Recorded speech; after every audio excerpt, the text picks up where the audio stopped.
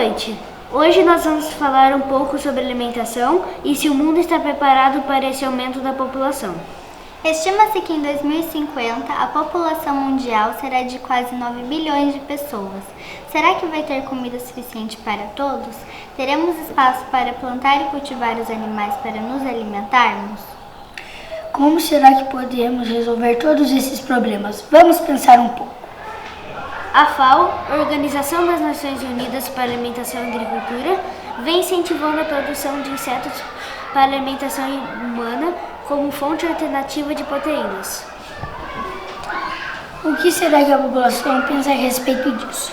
Vamos para as ruas com a repórter Fabiana de Andrade para conferir.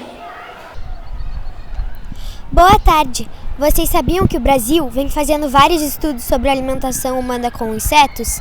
Vocês teriam coragem de aderir a essa ideia? Insetos? Como assim? Baratas, grilos, essas coisas? Nossa, que nojo! Vocês comeriam insetos no almoço? Nunca comeria isso. Não, nunca.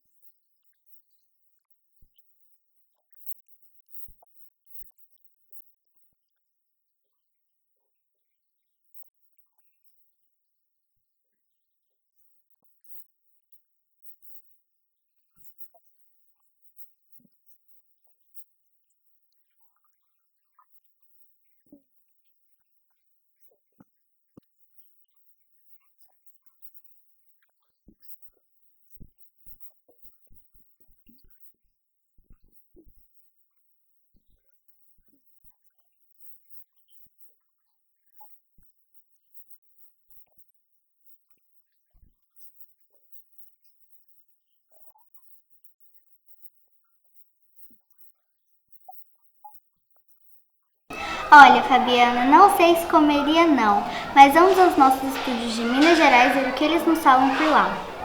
Olha, Manoeli, esse hábito é bem comum.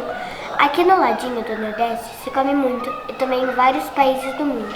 Vamos dar uma olhada no gráfico que nos traz mais informações a respeito. Podemos perceber que os continentes que mais consomem insetos são a África, a Ásia e a Oceania. Mas será que tudo isso é realmente saudável e indicado? Para falar mais um pouco desse assunto, vamos iniciar uma videoconferência com biólogos e pesquisadores brasileiros desse assunto tão polêmico. O nosso repórter Paulo está na Universidade Federal de Minas Gerais. É com você, Paulo. Agora nós vamos conversar com a doutora Samantha. Doutora, a senhora pode nos dizer de onde surgiu essa ideia da pesquisa por insetos na alimentação?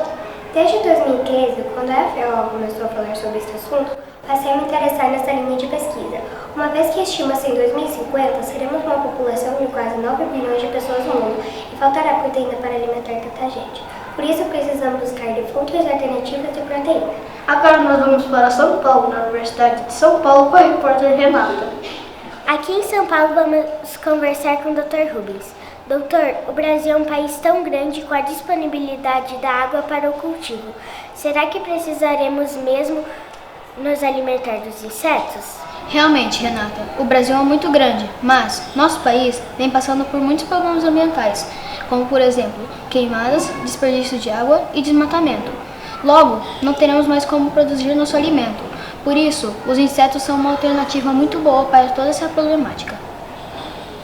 Temos ao vivo o repórter Eduardo falando do Rio de Janeiro na Universidade Federal do Rio. Aqui no Rio, vamos falar com a doutora Kátia.